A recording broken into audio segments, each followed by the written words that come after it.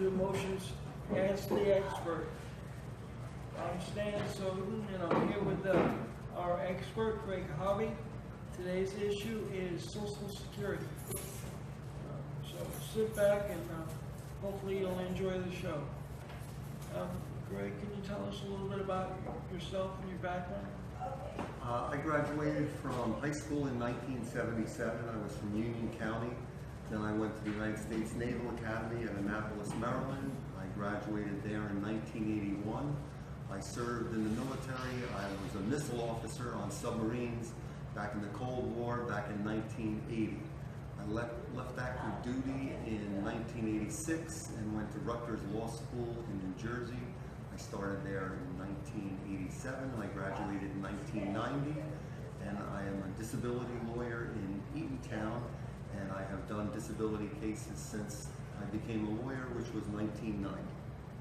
So, quite the experience there. Can you tell us a little bit about your experiences with Motions? Because I know you've been with Motions for quite a while. I've been with Motions, I think, probably almost 20 years. I've seen them several... Longer than that, because I got 25 in, and you were there before I was. Several different buildings. I know I've seen Motions in several different buildings, and I know that Motions does great work. I feel very honored to be here today. I'm glad that you guys asked me to come and give my experiences with the Social Security Administration and any other way that I can be of help or answer any questions. Well, we're very happy to have you as part of the Motions team. You've been very helpful to us in many ways over the years with all your experience. Well, I'll get to the first question. What is the definition based on Social Security of disability?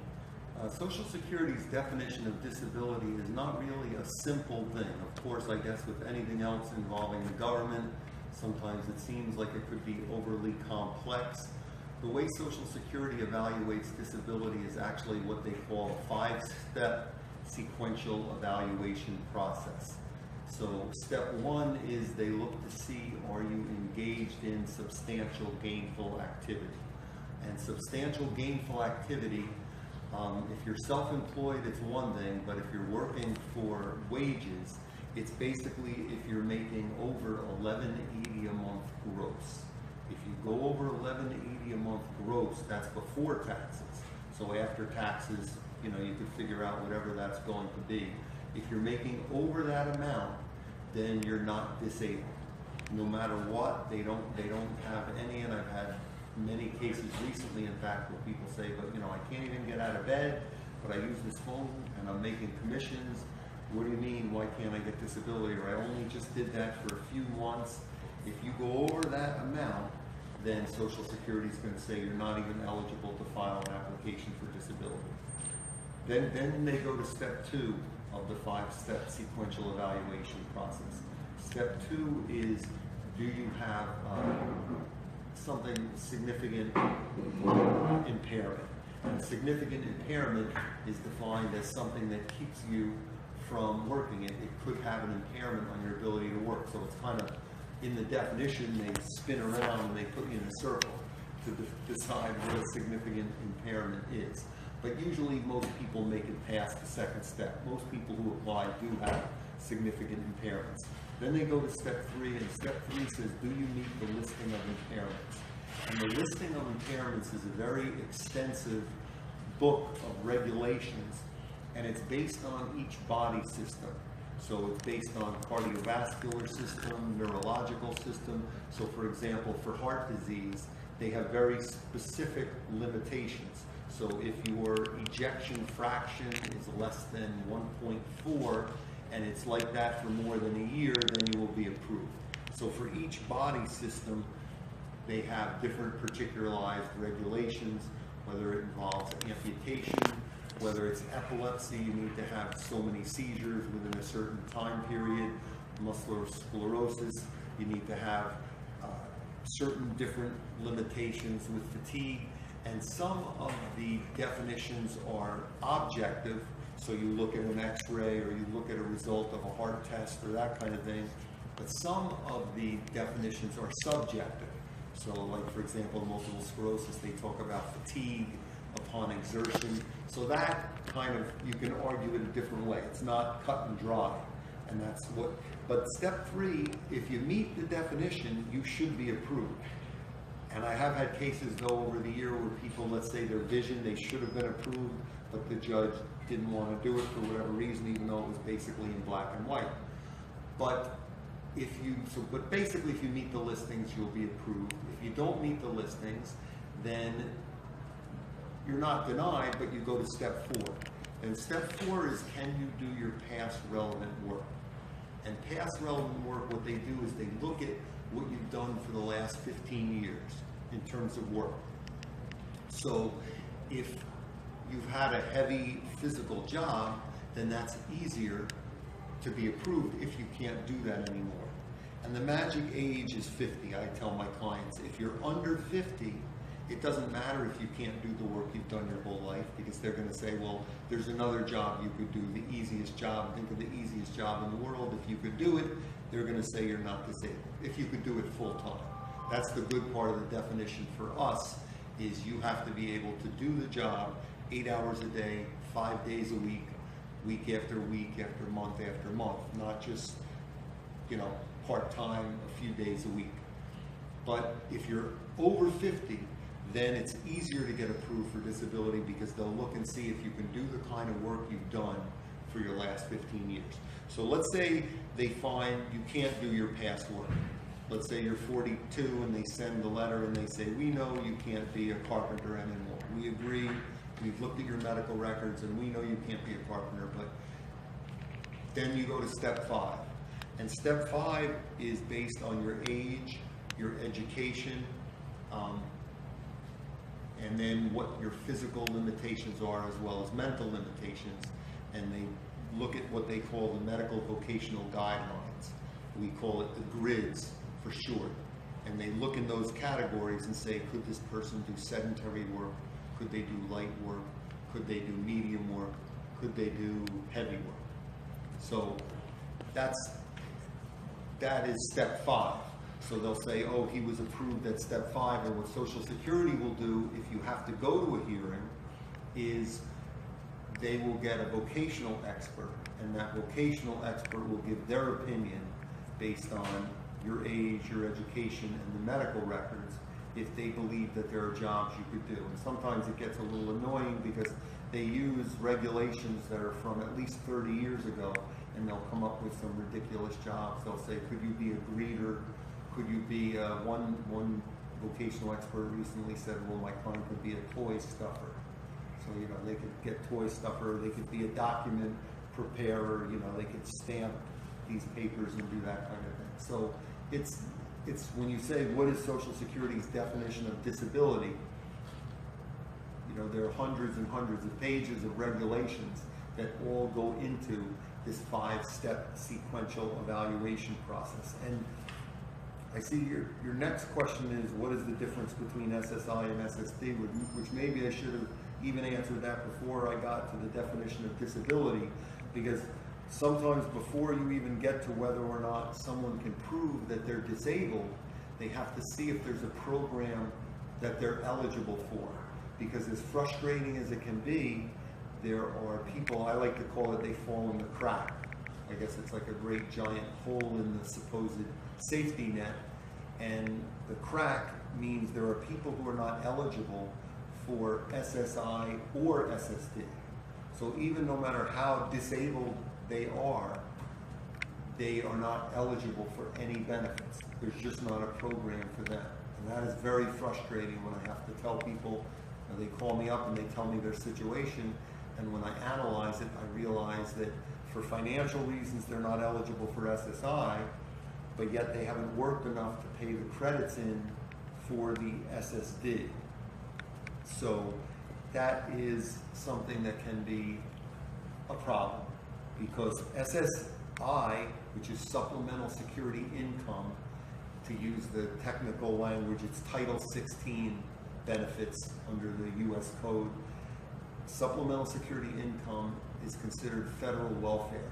So what happens is there are strict financial guidelines that you need to meet before you can be eligible for supplemental security income.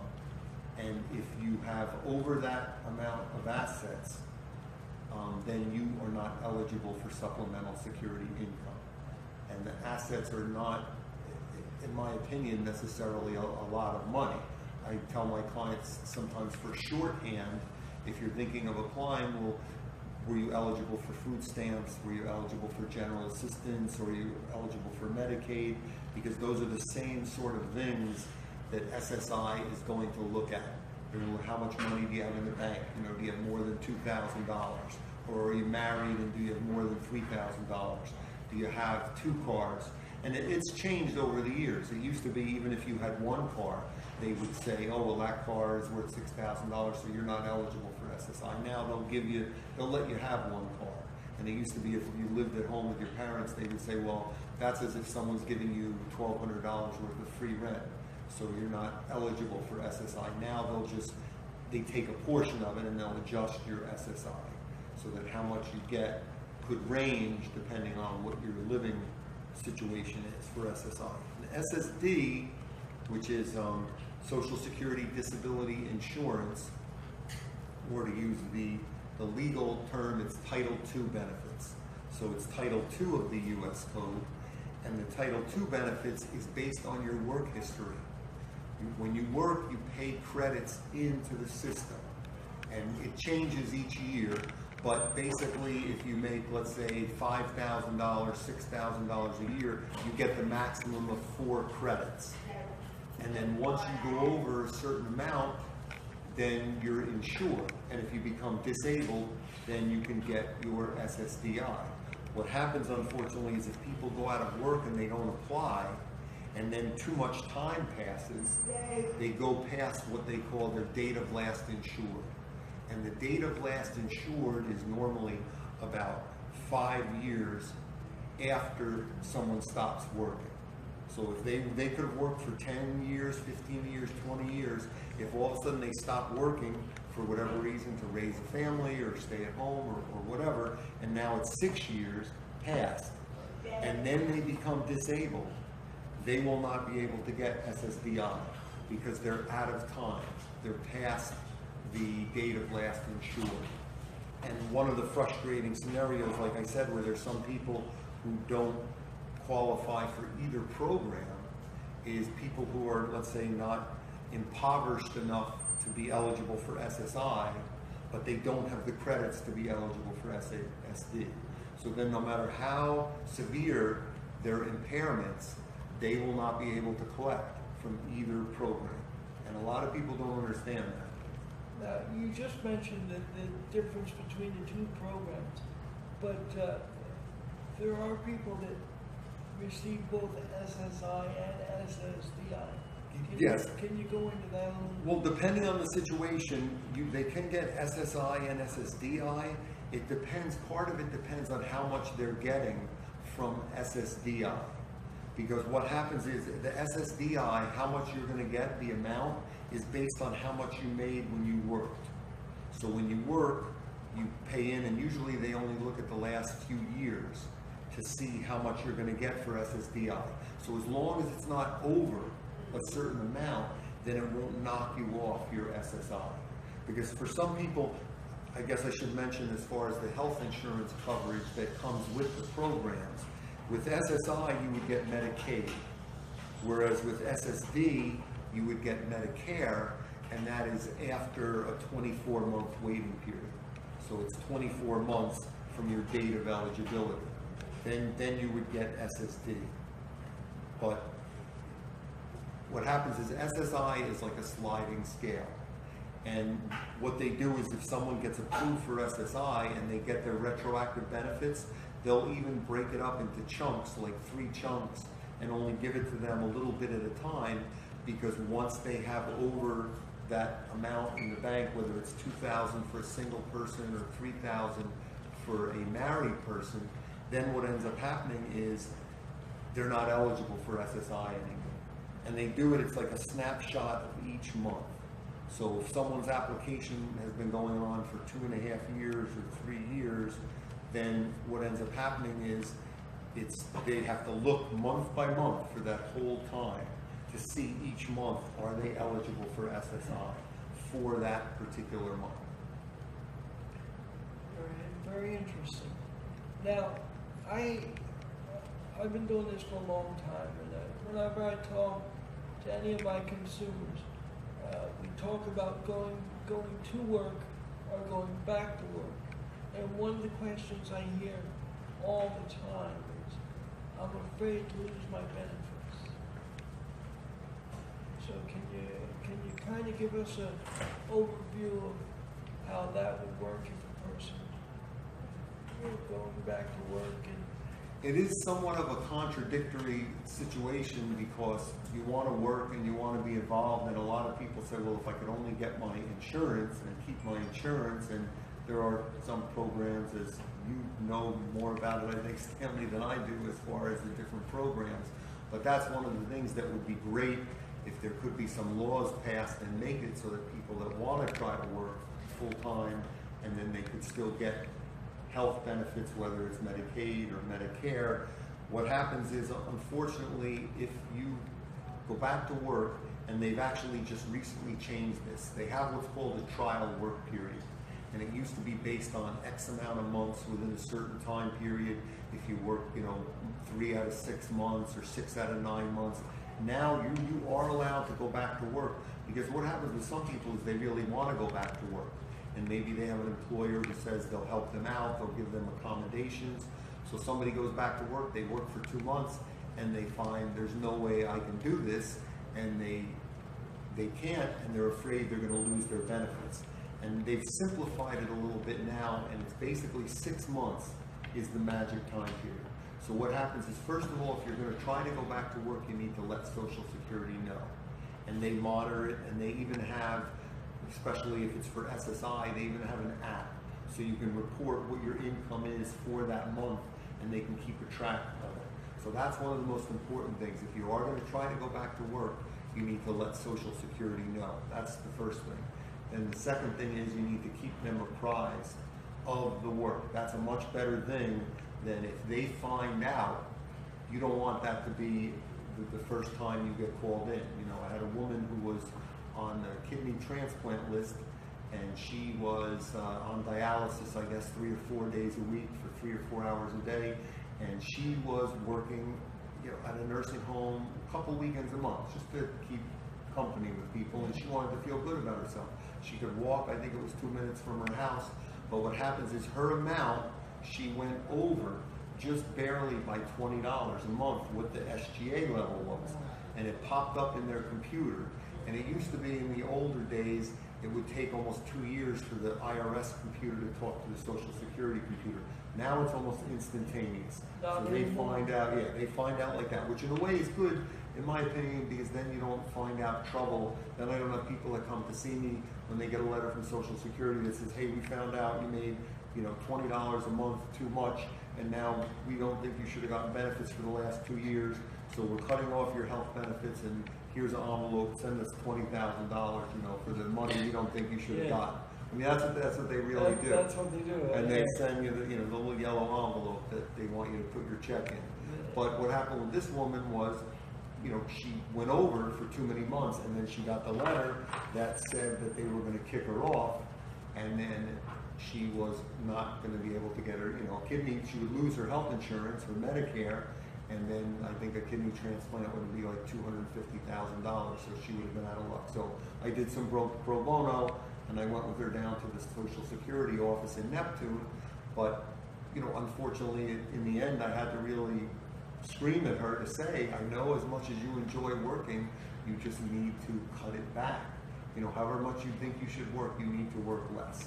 But that, I know that sometimes I tend to be pessimistic about that, and to tell people not to be very cautious. You've always been on the cautious side. Yes, which is a contradiction with some people who want to tell people that they should be able to go out. And, I feel bad about that sometimes, but I just have seen too many people burn, so I'm very cautious on that. But is there a specific amount that a person can go out and earn and still not have to worry? Well, again, the magic number is $1,180 a month. This is for 2018 because each year it changes and it's a different number. It's a little bit of a higher number for someone who's blind, but it's, again, the number is before taxes, not after.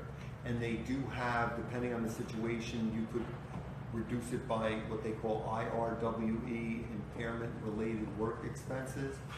But, and there's also somewhat different rules for someone who's self-employed. If you're self-employed, the regulations analyze it differently. But the thing to remember is it's really not a safe haven.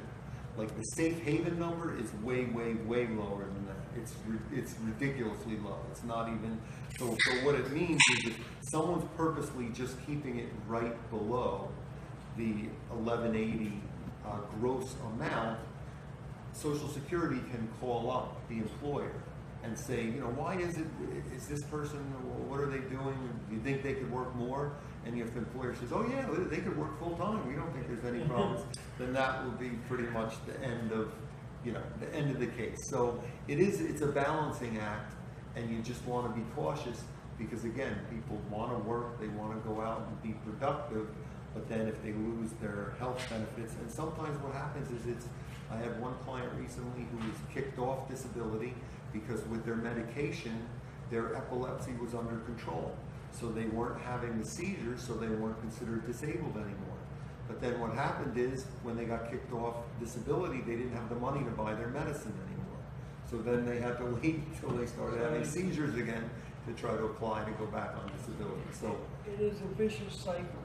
It is a vicious cycle. You know, Stan, one thing I saw that, a question I thought of that's not on here is the process of going through for applying. So I don't know if you want me to go through and try to... Please explain that, yeah. A lot of people will say, what is the process to apply for Social Security disability? And there's a couple different ways. There's an 800 number that they have, which is 1-800-772-1213, so you can call up. You can go online on the internet to ssa.gov to get started, or you can just go to your local Social Security office, which depending on where you live around here, it's Neptune, although if you live in the North Shore, like Keyport or Hazlitt, that would be more the Island area. So the dividing line it's based on where you live, which local office you go to. And again, in the old days, you could go to the local office and go in and do an application.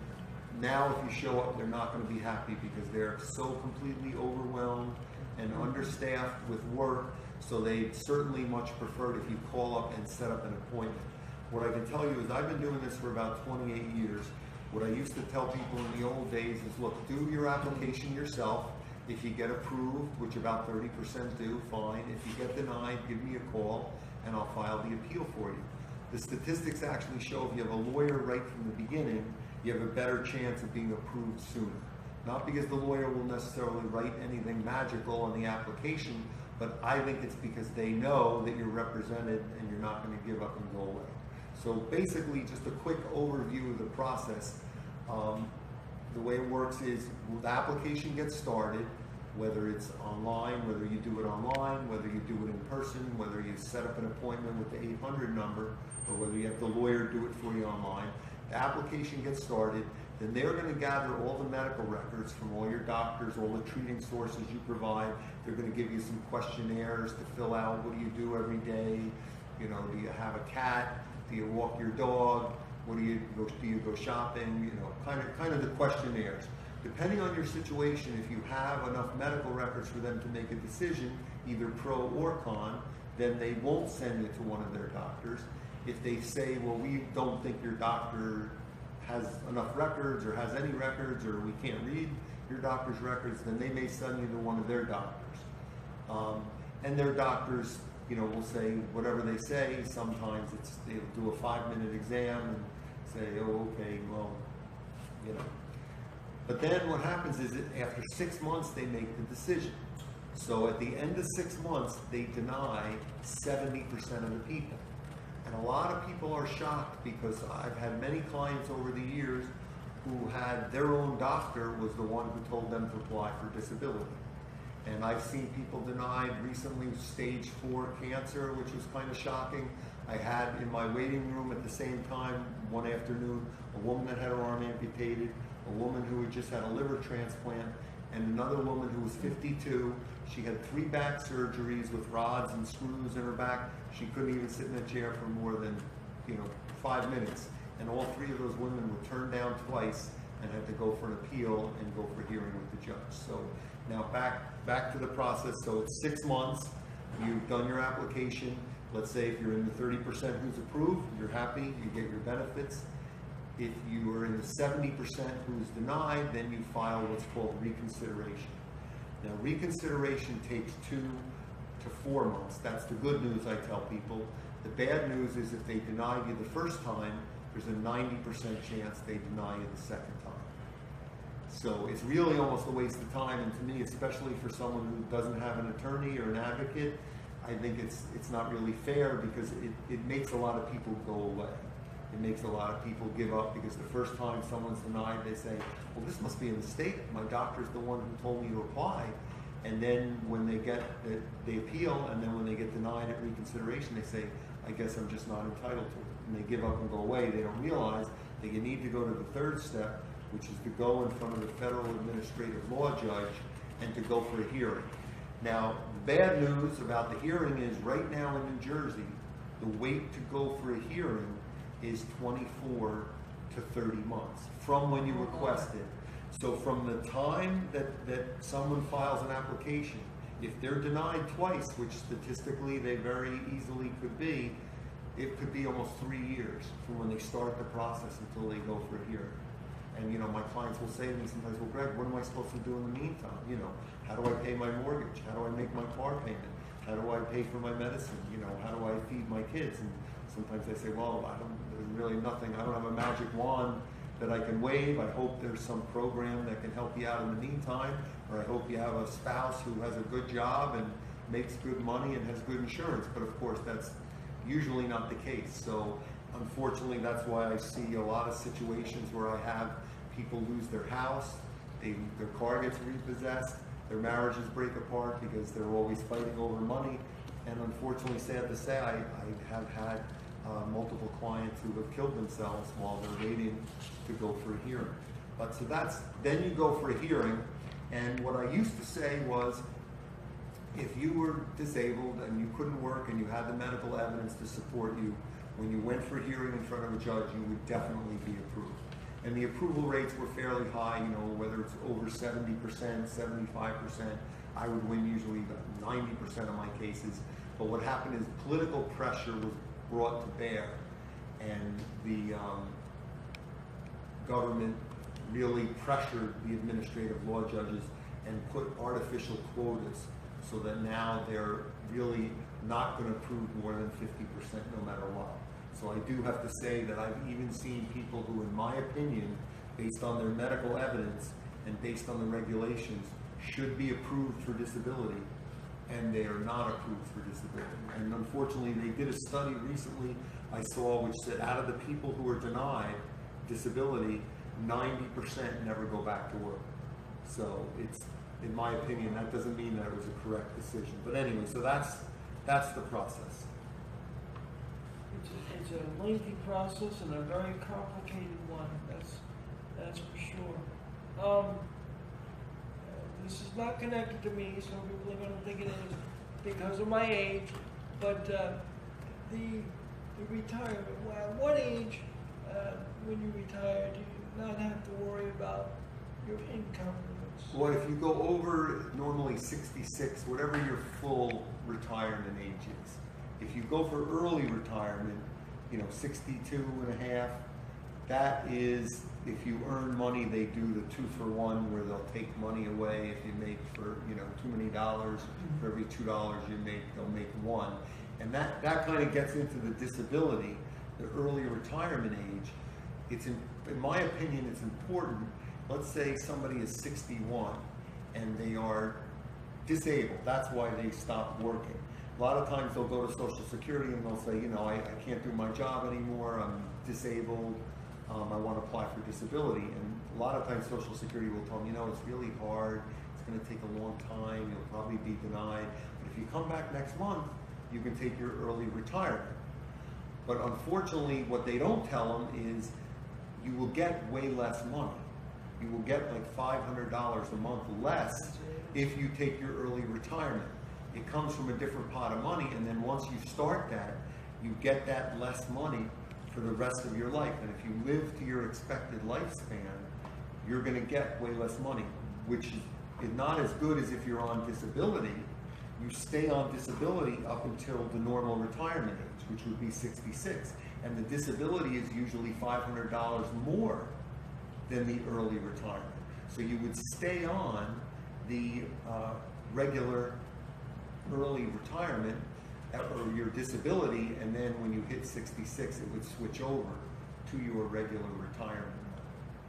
So that's the better way to do it, if you can. And if you need to, in the meantime, while your claim is pending, you can take your early retirement. But then what happens is, if you get approved for disability, they'll give you the difference between that, and they'll let you go off your early retirement.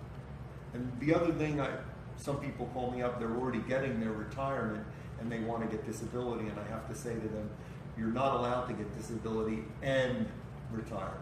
You know, I wish you could, but that's not the way the law works. Well, it's still a very interesting system that the government has created. It's a lot of different little things that you have to go through to be able to. You definitely have to jump through a lot of hoops. And I don't know if they purposely make it frustrating so people will get aggravated and give up and go away, but I do know that, having done this for 28 years, one thing I've definitely concluded is there are many, many, many people across the country who are entitled to disability benefits who are not collecting those because they didn't know they were eligible, because they get frustrated with the process, because whether it's that they're homeless and they don't have a point of contact, or they're mentally impaired and they never get to an advocate or somebody who can help them go through the different steps. It can be a very frustrating process. That it can be.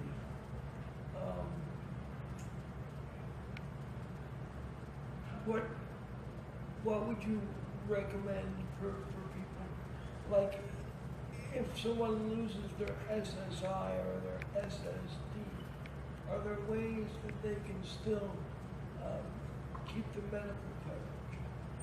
Well, one of the things that they have certain time periods to try to keep, in New Jersey, again, that will vary a lot by state. Depending on the state, states have different programs. And one of the things New Jersey has is you can get Medicaid even separate and apart from your Social Security disability application. So if you're eligible, whether it's New Jersey Family Care or whether it's other health insurance. See, a lot of times what happens is people want, they like the coverage they have, so they want to keep it, or the coverage could include medication or include certain things that they wouldn't get if they lose it or they have a lapse in time. And that's one of the things that, unfortunately, for the past, I want to say, few years, there have been so many changes, and especially now the latest thing I saw was with the pre-existing, and they're trying to switch that back so that the concern with the pre-existing, where that was taken care of and people wouldn't have had to worry about if they have a break in their insurance or if they lose their job and they lose their insurance, or if their spouse wants to go to a different job. Now that may be a problem again. So I'm definitely not an expert on the latest information on that type of situation. I must say that you are always very informative, and we really do appreciate all the fine work that you've helped us all with over the years. And thank you so much for coming out today. I appreciate that, and if anybody ever has any questions, anyone can call me up on my cell phone.